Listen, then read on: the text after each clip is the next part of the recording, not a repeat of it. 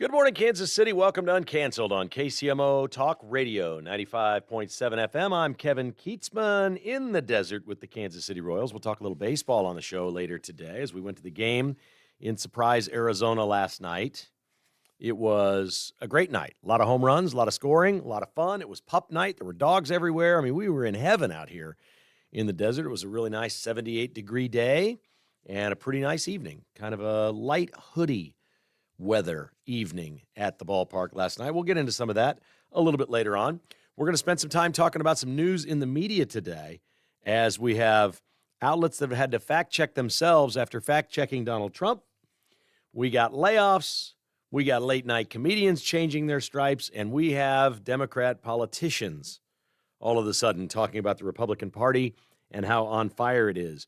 We're actually seeing some people cross over, folks, at least to the middle, and understand, wow, we are not on the right side of the American public. It is fun to watch. But we will start today with a couple of local stories that I would put the headline on this. It was a weird one for me as I was getting ready for today's show.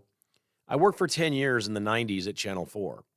And one of the things that happens, a television newsroom in those days, I can't speak for today because we haven't seen the outcomes of like a lot of the young reporters and people in news that are there now. In those days, it was basically an incubator for people to become something much bigger and better doing something else. For example, I was the sports anchor on the weekends, and Harris Faulkner was the news anchor. Worked with Gary Lezak, who became a really huge deal. Initially, some of you may remember Dan Henry, what a great mentor he was for me, Phil Witt, Frank Bull. These were folks that were older than me that were great mentors, but there was a young group of talent there that went on to do incredible things. While he's older than me, Gordon Docking was in the sports department. He wound up being a CEO of a hospital, St. Joseph Health System. And we would watch people leave and get into other careers, and they would do really good things. We have two lawsuits in Kansas City right now with two pretty high-profile people that I worked with both of them at Channel 4 for years and years. In fact, became Kathy Nelson's neighbor later on, living in Lenexa. She's the executive director of the Kansas City Sports Commission and Foundation. When I worked at Channel 4, she was the Chyron operator. What a Chyron is the person who puts the graphics up on the screen. So if I popped up on set and, I was doing the sports or I was interviewing George Brett, it would say George Brett, at that time Royals first baseman, or Royals DH. She would put that up there. Then she went on to do all of the graphics for Royals telecasts because Channel 4 had those broadcasts. And she worked in the truck at the stadium and did so many things and got to know so many people with the Royals and in sports that's where she was going. She eventually became the executive director of the Sports Commission and Foundation. The other person that I worked closely with is exactly my age. His name is Chris Hernandez, and he was an excellent reporter, always trying to dig up stories, which was our generation of reporters. Journalism is not the same now. I was the guy on the staff that was always trying to hold people in sports accountable, especially people like owners, general managers, things like that. Of course, you didn't want the players dealing drugs in the Chiefs' locker room like Bam Morris did to Mark Vanover, and we'd report those stories. I'd be the only one to report those things. But mostly it was about accountability with taxpayer funds, money, issues that affect real folks and the sports team and holding powerful people accountable. That's what media used to be. That's exactly what media used to be. Chris Hernandez was great at that, not at sports, but at City Hall and around Kansas City. He did a lot of great stories through the years. Why do I bring these two names up? Well, they're both involved with lawsuits. And let's start first with Chris Hernandez as a hero of our story. I haven't talked to Chris in years. I certainly enjoyed working with him. He left Channel 4 and went to work for Kansas City, Missouri. He loves Kansas City, Missouri. He wanted to do public service and became basically communications director for the city of Kansas City, Missouri.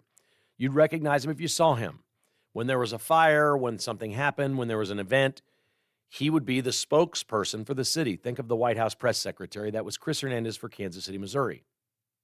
And he did this for many, many, many years. And he was very good at it because he had an excellent journalism background.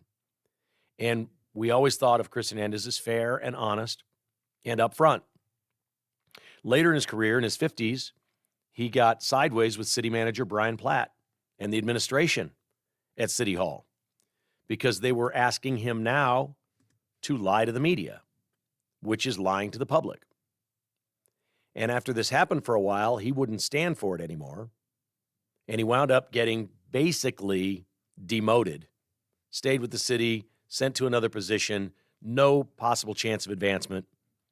And he said, to heck with this, and his reporter skills kicked in from his days at Channel 4. And he said, you know what? There's no difference between a reporter from then, the 90s, when we were doing what we did. There's really no difference in the work that we were doing trying to find these things with people in power and him being on the inside working for the city with people of power. And we point this out because a jury has decided that Chris Hernandez is the hero of the story, that he's the good guy, that he's the regular guy that went to work for the city, witnessed the corruption, witnessed the fake identity of the people who lead in our community, and he turned whistleblower.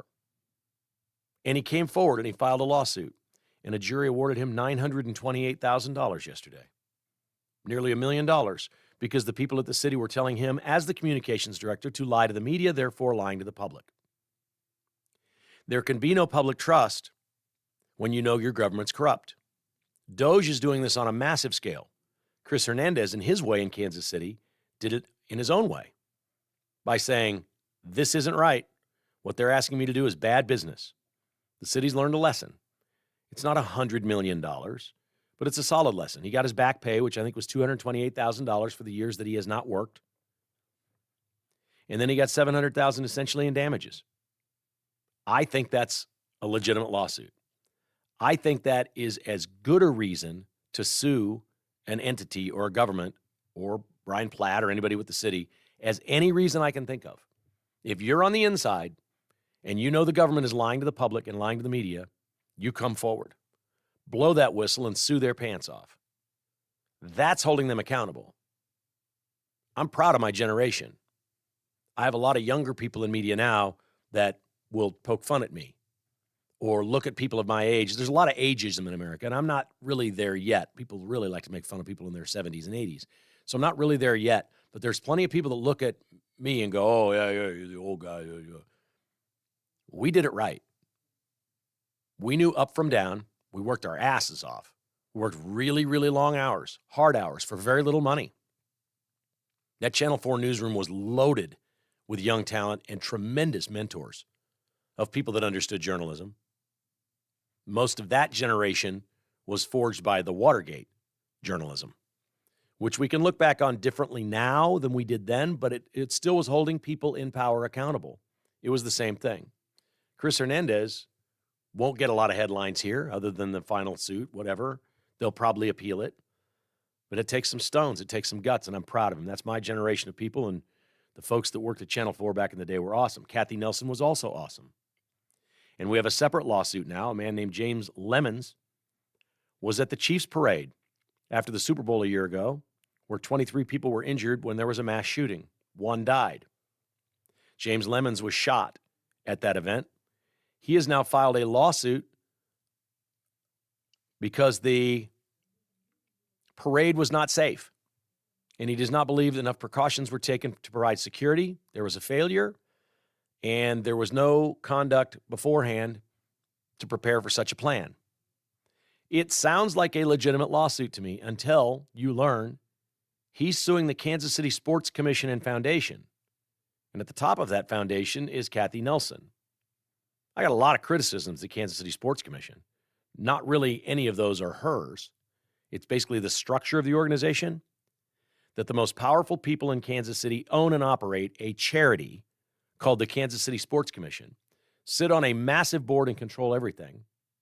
And Kathy is such a wonderful person, such a great lady and professional business person that she handles this very, very well. But it must be very tiresome for her to listen to the most powerful people in the city say, we need to do it this way and this way and this way. And she implements it, and she navigates all the stupid, silly little potholes in Kansas City, no pun intended, because this ain't no easy city to be dealing with all these powerful people, especially the corrupt ones, and we know there's plenty of that. But she does it. One of the corrupt things and one of the criticisms I've had is, why is the Kansas City Sports Commission and Foundation in charge of the Chiefs parade? How does the mayor get off not being in charge? How does the city hall not be in charge? How are the police department not involved? How are the Kansas City Chiefs ultimately at the top of the food chain in this town not responsible for the parade? Why? Because the most powerful people in this city deal everything off to a charity and a foundation and throw it on Kathy Nelson's desk. Yeah, Kathy, you're going to be responsible for the raid. So when there's a mass shooting, who's getting sued? Not the Chiefs, not the police, not the mayor, not City Hall. Oh, the Sports Commission and Foundation. This looks like a really decent lawsuit to me, except for who they're targeting. If I'm on this jury, I immediately say, why are you suing the Sports Commission? Why aren't you suing the Chiefs or the police department or the mayor or City Hall? Why aren't you suing another entity? Why the Sports Commission? But this is what they're doing. It's incredibly unfair. It's unfair to Kathy Nelson. Her team does a great job. Here's what we don't ever want to have, okay? This is just a very basic thing. If anybody's running for office in this town, this is a good thing to say when you're out campaigning. We don't think the Kansas City Sports Commission and Foundation should ever be in charge of our safety and security. What one person on staff do they have with any expertise in public safety? That's an honest question. And that's not a slam. That's not what they are. That's like holding KCMO Talk Radio liable for the shooting at Union Station. It's Pete Mundo's fault. Let's sue KCMO Talk Radio and Mundo in the morning. It's their fault. They told me, he said, you'll have a great time at the parade. Go to the parade. It'll be great. Take your kids. It'll be a wonderful day. The weather looks good. Go celebrate the Chiefs. I'm suing Pete Mundo and KCMO Talk Radio because he talked me into going to the parade. What? Doesn't know anything about safety and security around Union Station. One really good lawsuit has been settled. It's won. Chris Hernandez won. He's a hero. He's a whistleblower. He was a great journalist. I'm so proud of him and proud of my generation and the people that worked at Channel 4 back in the day. And Kathy Nelson has done great things with the Sports Commission and Foundation, but suing that entity because you got shot at a Chiefs parade is completely disgusting. And it's not her fault. It's not the Sports Commission's fault. It really isn't the victim's fault. The fault is City Hall, the Kansas City Chiefs, pushing everything over here. The Sports Commission has this, so we don't have to deal with these things. People in power are sick. They really are. They're brutal in the way that they will just use other people and entities to take care of themselves, whether it's financially or whether it's to get them off the hook for liability in case something bad happens. The Chiefs in Kansas City, Missouri should be ashamed that this lawsuit is coming to the Sports Commission and not to them. 913-408-7957 is our phone number. If you'd like to chime in on that, I'd love to hear from you. Love to hear your thoughts. 913-408-7957. This is Uncanceled from the desert. We're with the Royals. We'll talk about some of that later on KCMO Talk Radio.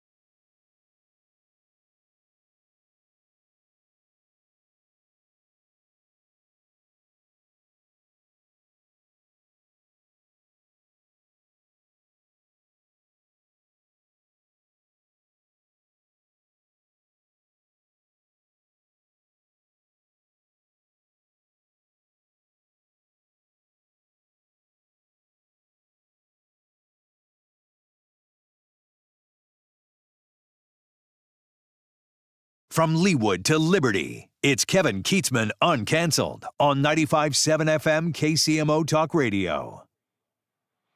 Oh, I know everybody feels terrible for me being at Royal Spring Training. It's going to rain tomorrow, they say, in Phoenix, which never happens. So that'll be a good stay-at-home day and figure things out. It's going to be rainy. Well, you know what? The forecast is 90%. I'll believe it when I see it. A rainy day in Phoenix, I'll believe it when I see it. We'll talk a little Royals baseball coming up a little bit later. Not specific X's and O's, but a little bit about spring training, what it's like down here. And if you ever visit the area or want to go to Royal Spring Training, we went to the game. The tickets were $8 last night. $8. Just an unbelievable value. There's plenty of things in Phoenix that are not of value or value-oriented, but spring training games can be. Not all stadiums, but certainly where the Royals play and the Rangers. Most nights you can get a lawn seat out there for $8. It's just a tremendous value and a whole lot of fun. All right, let's go to the phones. We got Leonard and Shawnee ready to go today. Good morning, Leonard. You're on Uncanceled. This is KCMO Talk Radio. What's on your mind today? Hey, not much, Keith. You know, the operating board, I think you've been talking about, especially the last few weeks, is accountability. And with this transgender mice story, you know, the media, they just keep on putting sugar in their gas tank. And I don't think they realize that when they do stuff like this, and when they go against Trump and they try to take him to court and all that kind of stuff, it just emboldens and empowers him more. And look at what he's went through. Of course, there's been tons of stuff, but like in Butler, Pennsylvania, when he was there with his fist in the air high saying, fight, fight, fight, donning a United States of America flag, that should be on every history book in America, in every civics book, because that's the person that right now is forging this and making us a better country. Well, I think he's got 4 years to do that. He's certainly going to work on education, and he sounds like he's going to be doing a lot of things with education for diverting funds to the states instead of sending them directly to the schools. It looks like an interesting plan that he's got, and I know that I've heard him say many times that civics is one of the things he wants to do, reading, math, science, things like that, but certainly civics and patriotism. You know, we should be teaching constitutional classes at the junior high and high school level. We should be teaching classes about personal finance. There's a lot of things that this is really big picture, Leonard, but I think you're probably going to agree with me, okay? We know what Democrats want to do. We know that they want to control the population of the country and have control and tell you what you can and can't do. They hate the Constitution because it limits their ability to do that. It happens in other countries because they don't have a constitution like ours. But if you take it in a smaller view and you look at education, think it and ask yourself, why don't we teach kids better things in school, like personal finance, like Constitution, patriotism? Why don't we teach those things? Because when they learn those things and believe those things, they are way less likely to vote for Democrats. Democrats like keeping people poor. They like keeping them down. They love them being in debt and beholden to the government. That's their game, and education is a big part of that. Oh, yeah, exactly. And they want to get their narrative across. And, you know, look at the education department. We'll see how that works out. Put her out of a job. But I want to say one real quick thing in closing here, Keith. Okay, you know, I was always wondering about this, and I wanted to get your opinion. If it came down to a debate between Trump and Reagan, and it was just down to them, and they had the primary, because we remember what Reagan did when he stood up and said, I paid for this microwave, and stared at Bush, and of course Jeb repeated it. So they'd go back and forth. But who do you think would win in a one-on-one debate? And if it was a ballroom fight, of course Reagan would take him. This is the easiest answer ever, and it sounds like a cop-out. In the 1980s, Reagan, 2025, Trump. I just don't think there's any question. It's the generations, and thank you, Leonard, for the call, man. I always love when you call the show. Appreciate your support. There's, two generations we're talking about here. Entirely different situations. Reagan had a soft touch about him, and you needed that at that time. America was in the same spot after Jimmy Carter that it is right now after Joe Biden. But the fear of Reagan, the one drawback that they talked about Reagan was, is he going to start World War III because of a nuclear war? That's where he and Trump are the same. They followed similar presidents, and they both are, Well, there's no reason they couldn't play the warmonger thing on Trump this time because he spent 4 years as president and he got us out of everything. He's the only guy that never started one. And he's campaigning on peace and people believe it. So there's a little difference right there. But people were afraid that Reagan was going to, set off a nuclear bomb and start a war or whatever. Once he had calmed that down, and remember, he was an actor and he was a much calmer personality than Donald Trump, it became a healing for the country, almost like a wound would slowly heal over time. Donald Trump is swinging a sledgehammer. I don't think America wanted the sledgehammer in 1980, although they might have. They might have looked at a guy like Trump and said, you know what, he's going to bomb the living daylights out of Iran because those hostages have been over there for so long. Maybe he'll do that. I don't know. But Trump doesn't really want to do that because he could do that now. He's got hostages now. And he really, he put out another post yesterday about getting them out and threatening and this and that. And we're going to supply Israel with everything. But he himself is not threatening to do anything. It is very clear that the last thing Donald Trump wants to do is attack anyone or anything with our people or our drones or whatever it is that we use. He doesn't want to. But I think the simple answer is time and place matters. Reagan would have won the debate and won the presidency in the 80s. And if Reagan were a primary challenger right now to Donald Trump, he wouldn't have won. There's just never been support in our lifetime for any candidate on the Republican side like there is for Donald Trump. Barack Obama had it on the left. There were people on the left that just thought he was the greatest thing ever, and they would do anything for him. That's what we have in Donald Trump. A certain section of the electorate will do anything for Donald J. Trump. All right, this is Uncanceled. We're going to be back with more. I'm Kevin Kietzman. You're listening to 95.7 KCMO Talk Radio.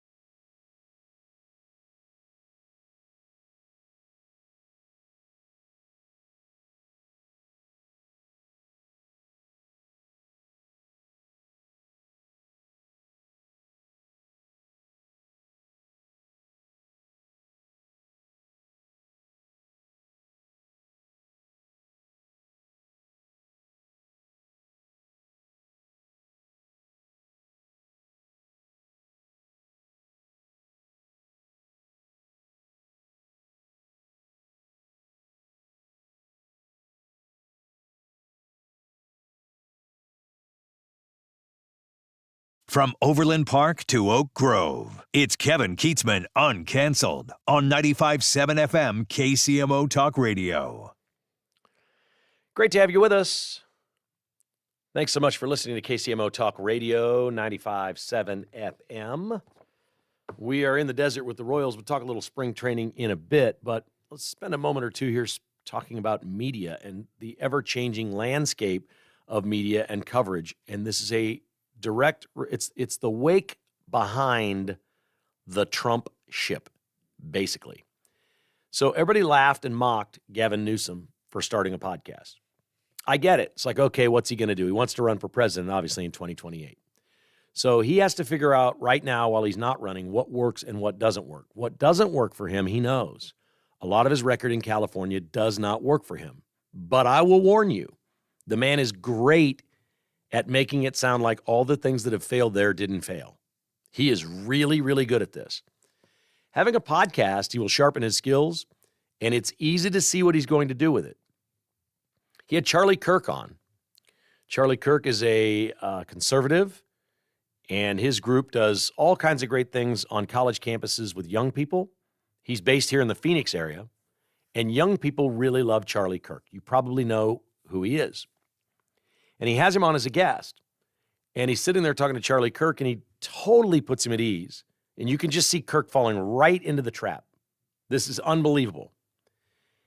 Gavin Newsom comes up with this story about we're sitting here together today, and it was all I could do to keep my son from being here. He was going to bed last night. I said, son, you got to go to bed. You got school tomorrow. He goes, I don't want to go to school. I want to meet Charlie Kirk. I want to meet Charlie Kirk. He's got a 13-year-old son. Now, I don't believe Gavin Newsom.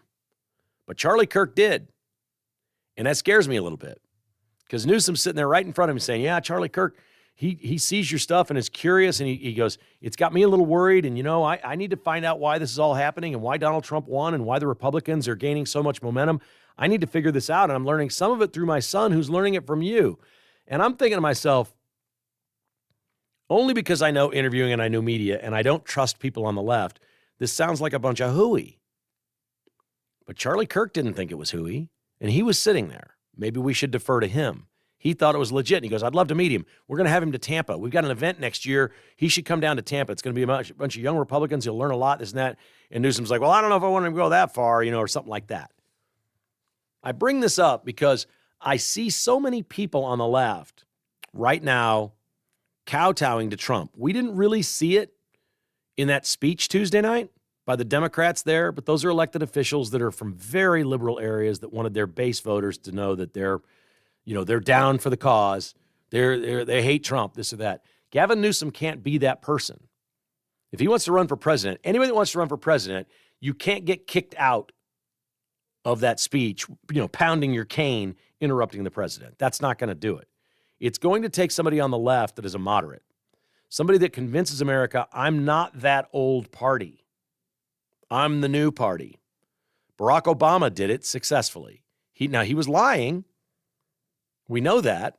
I knew it at the time, but many people didn't. This can work. I'm not sitting here endorsing Gavin Newsom or saying he's the guy, although I can't identify anybody in that party that would beat him, really, in primaries or debates or the way he looks or the way he sounds. He has one of those things that Quentin Lucas has when he comes on with Pete. There are so many times that Quentin Lucas can sound like he's almost conservative. He was talking about it today right here on KCMO Talk Radio. He said it's too East Coast or too urban-centered, that the Democrat Party is too much about elites in the big cities on the coasts. And it needs to be more flyover country. They need to find people here and get them involved and in some of these causes. And Quentin Lucas is right when he says that. Does that mean he's moving toward the middle? I don't know. I think I would if I were him, if I were going to stay in Missouri, even if I were going to be a congressman and take Cleaver's job someday. I think I'd want to be a little more conservative right here in this part of the country than most Democrats are. But Newsom has that skill, and we're watching these people do that. Stephen Colbert's monologue on The Late Show, which nobody watches. I'll cede that point to you. Nobody really watches that show anymore. But Stephen Colbert came out, and he was making Democrat jokes about how silly they were. And then he pulled out his own paddle. I forget exactly what it said. It basically said, do something. Shut up and do something. Like instead of your little pity paddles that you held up about Elon Musk. How about you actually do something as a Democrat representative? The part that Colbert and the people in the bubble miss is there's nothing for them to do. The things that they want to do, Americans don't like. You just did them all for 4 years. Colbert's telling these people to do something. They just did all of it for 4 years.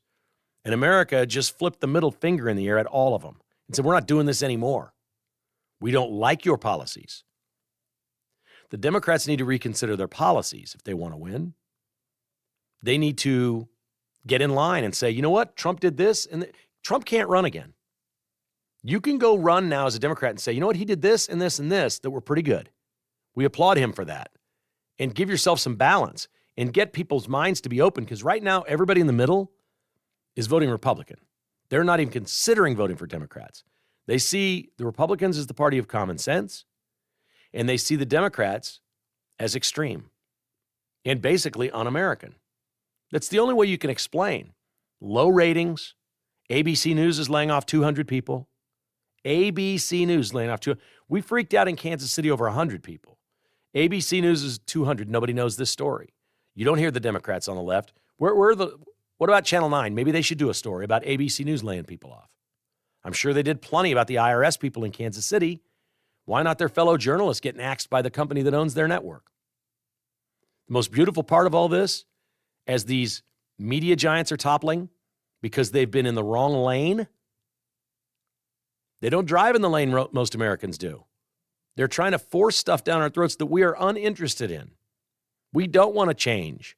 We like the Constitution. You know, everybody says you got to evolve your whole life. You got to change. You got to be progressive. Well, in certain things, I eat more things now, different things now than I did 30 years ago. I've evolved. I think I've evolved in many ways. I've not evolved away from the Constitution or my country. I've not evolved away from what's right and wrong. Those are things that don't change. Those are timeless standards. Timeless American standards is what those are. ABC News bucked all those trends. They went crazy. They're firing 200 more people because they're not making any money.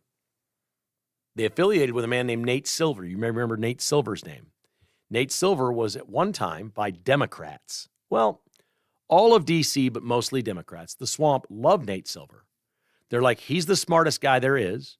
He's not just a polling guru. He's a math guru. He will give you the percentage chance that so-and-so wins the election. We'll have all these live needles and all this stuff. Nate Silver was the man.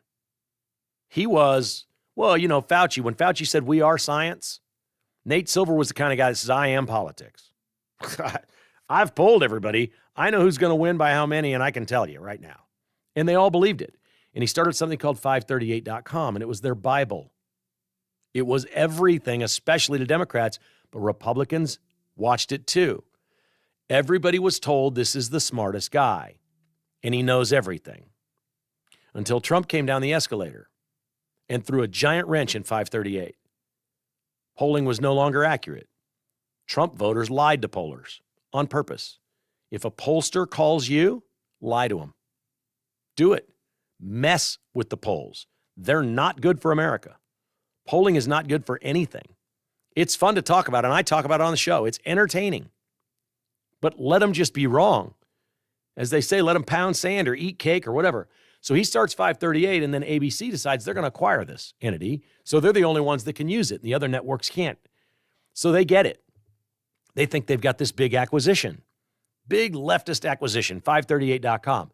2 years ago, Nate Silver leaves 538 because it's owned by ABC. There's nothing for him to do now. I suspect he made tens of millions of dollars, if not more. And after 2 years of ownership, ABC News, with its 200 people laid off, is closing 538.com. It's over. It's toast. It's dead. This is the wake behind the Trump ship. He is crushing and killing Democrat institutions in America like we've never, ever seen before. And I know that's his line. And he says it over and over. He says it so much it doesn't sound believable when he says it. But trust me, the things that are falling by the wayside right now are epic. They're voluminous. We've lost track. There are so many of these things. Tuesday night, Trump's speech, he mentioned that we spent $8 million. Doge found $8 million that we spent to do transgender experimentation on mice. Immediately after the speech, CNN comes on, fact check. We got to fact check. You have to, like the old school deal is, speech happened, we got to fact check immediately. Debate happened, fact check immediately. Here's the problem. They haven't figured out yet that Trump isn't stupid. They still think he's stupid. If he said we spent $8 million on mice research for transgender surgery, you better believe it's true. Because what kind of crazy whopper would that be on a speech like this? He would have left, if this were wrong, he would have left himself open to the entire rest of the speech not being heard and not resonating and completely discredited. Because they'd say, he lied to you about the mice, he lied about everything else. So CNN immediately fact checks him and says, this is not true. We did not spend $8 million on mice. In fact, the very next day, CNN has to correct itself. CNN fact checked CNN. They took it back. We did indeed spend $8 million carving up mice trying to swap their genders. It's insane. Why they haven't learned, and I don't understand this. Again, when we talk about getting better in life, when I was younger, I wanted to jump on a story so fast. All of my bosses said, wait, Kevin, that's not ready yet. Hold it. Not yet. And I didn't understand it. And I was like, I've got this. Let's go with it. Repeatedly, they would save me from doing something wrong because as a young reporter, they'd make me wait before we could put it on the air. And that was valuable to learn. I'll hold things now like crazy. You got to get it right. Why can't CNN, if they see that in that speech and they all agree, that doesn't sound right. Does it not occur to anybody at the table to say, well, wait, maybe we don't know that story. Maybe we just don't know. How can we fact check something we don't know about? That's a new one. That was brand new information to everybody. And it was brand new information to CNN. How do you fact check and say this isn't true if you've never heard the story? And wouldn't you give the president of the United States at that moment the benefit of the doubt? And if you find out the next day, or I don't care, 3 days later, you can prove that that's false, that he made it up and lied, that becomes a great story that day too. You haven't lost your story. They're learning a valuable lesson on the left, the way they operate media. The biggest frustration I hear from conservatives is Fox News isn't what we want it to be. It's not conservative enough. They screwed up the 2020 election in Arizona. They called Arizona before everybody else. They're not on the right side. Well, they got Arizona right, so they didn't blow it. They were the first. They didn't have to retract it or apologize. They've made mistakes. They had a Tucker Carlson lawsuit they had to settle because of things that he said about voting machines and whatnot. They've had their problems, but Fox is probably the one entity that will wait the longest. It is remarkable how many times you will watch Fox News and see a story in prime time that is a day and a half old that they're talking about. That'll be like, oh, I saw that on X yesterday. I'm watching at 9 o'clock at night, and that story was 9 o'clock yesterday morning. I saw that on X. And they wait, and they vetted it, and they make sure it's true. And then they bring it to people. That's a reasonable thing to do, I think, if you're one of those big, powerful networks that's been around. But they don't seem to be doing it at the leftist ones. And they're all paying the price. And there's example after example. And who maybe is figuring it out before the media? Is it Gavin Newsom and his podcast? I don't know. I can't tell you what Gavin Newsom's going to be. He's the kind of politician that scares me because he very easily can sound like a Republican. And he is a very smooth debater. And I've watched him repeatedly defend the terrible things that have happened in California, and he actually makes it sound like it didn't happen. I don't know how he does it, but he does it. He's ahead of the curve compared to the media on the left. They are failing all over the place. 913-408-7957 if you'd like to join us. You're listening to Uncanceled on KCMO Talk Radio.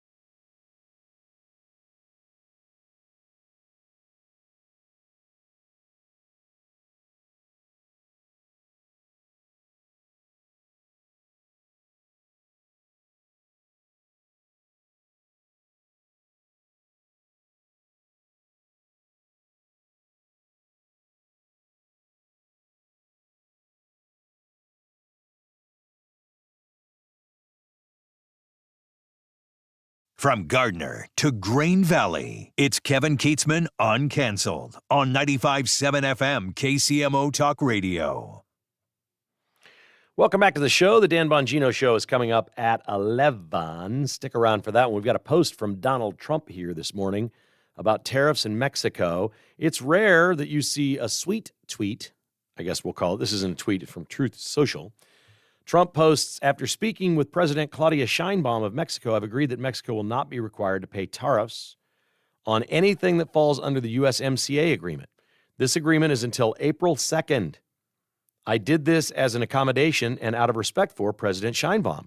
Our relationship has been a very good one, and we are working hard together on the border, both in terms of stopping illegal aliens from entering the United States and likewise stopping fentanyl.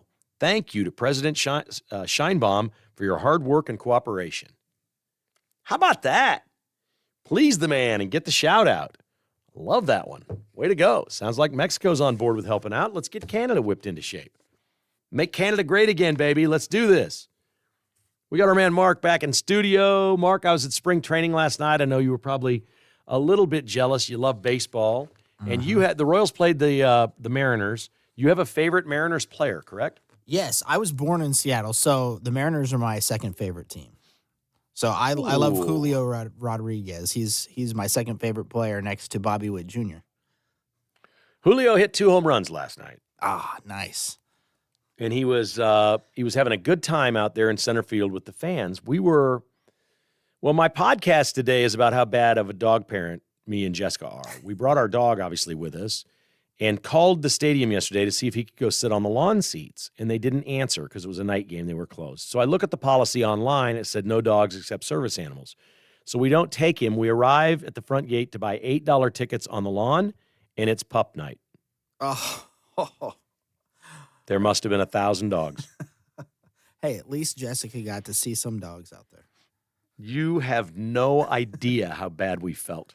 We couldn't drive home fast enough after 5 innings. He doesn't know. No. But we feel terrible. Yeah. We just feel terrible that he did not get to go to pup night for the Royals. It was just awful. It was terrible. But anyway, we're out there on the lawn in center field, and some younger people next to us are playing games with Julio Rodriguez, your favorite Mariners player, in center field. And they're like, tap your right thigh if you like blondes, left thigh if you like brunettes. And he was just playing right along, tapping his right thigh, and then he turned around and eventually came over and he threw a ball up and he was talking to people. He couldn't have had more fun. Now, this is also the difference between spring training and the regular season. My advice to anybody listening is if you love baseball and you've never been to spring training, go and take in some games because it is so low-key and laid back. All the kids get autographs. There's balls thrown up everywhere. It's so different than regular season baseball. And your guy, Julio, last night could not have been more entertaining as a center fielder standing out there with the fans. That's awesome. I will say this for Julio as well. Even during the regular season, if you're out at a Royals game out in center field by the fountains, he'll turn around, he'll give you a wave and everything. You probably won't get the autographs like you would at spring training, but he still has fun out there. I love the question, blonde or brunette. That's, I guess, a thing. We saw that at Kauffman Stadium last year where it was a Yankees outfielder. I don't remember who it was. It wasn't Aaron Judge. I forget who it was, but no response. The Yankees were like, nope, we're not taking any bait from any Royals fans here. We just flat blew it on pup night, man. I'm telling you, we still feel bad today. We woke up feeling terrible. Like, I can't love my dog enough today. I feel so bad. Did you see this one, Mark? The Cardinals have a prospect named Jordan Walker. And he's out for a week. He got injured catching a fly ball. Do you know this story? I don't know. I know Jordan Walker, but I don't know this story yet. You want to take a guess on how he hurt his knee catching a fly ball? I'm not sure. He stepped on a sprinkler head. Oh, ouch. You know, those things are supposed to go way down into the ground. And apparently one was stuck, and it was right up at the top where the turf was, and he stepped on it funny and kind of turned his knee a little bit. He's out for a week, no real damage, but wow, that's something seems avoidable. It seems like the grounds crew ought to be able to check every one of those sprinkler heads before the game starts. Yeah. I remember when Salvi got hurt walking up the stairs one time. You remember that? That's right. Yeah, that's right. Carrying suitcase. Yeah, that's a weird way to get hurt. But yeah, that sprinkler, that's got to be fixed. George Brett broke a toe one time. Do you remember that? You may not remember this. George Brett, this was the very beginning of cable television. Mm-hmm. And so this would have been the late 80s maybe. And the Cubs were on WGN every day. every day. And Bill Buckner was one of his favorite players to watch hit. And George Brett claimed, George Brett did a lot of partying when he was in his 20s, right? Okay, so but he claimed that he was doing laundry. The Royals were playing a night game that night, and he was doing laundry, ran to the TV to see Buckner hit, and tripped and fell and broke a toe or something. Yeah, it was an ankle. He was out for a while. Oh, man. Salvi did the same kind of thing. Salvi's deal was carrying luggage up. That was right at the beginning of the season a few years ago. Yeah. He just got into Kansas City and was carrying all the luggage. I'm like, Salvi, you got $50 million, man. Hire somebody to bring your luggage in, buddy. Do you believe either one of those stories? That's incredible. John just came in here and said that he remembers Brett hitting a couch or something like that and breaking a toe. Does John believe the story? I don't think so. No, I don't believe either one of them. But that's why we like to talk about them. Baseball stories are the best. Thanks for listening to Uncanceled. Dan Bongino's up next.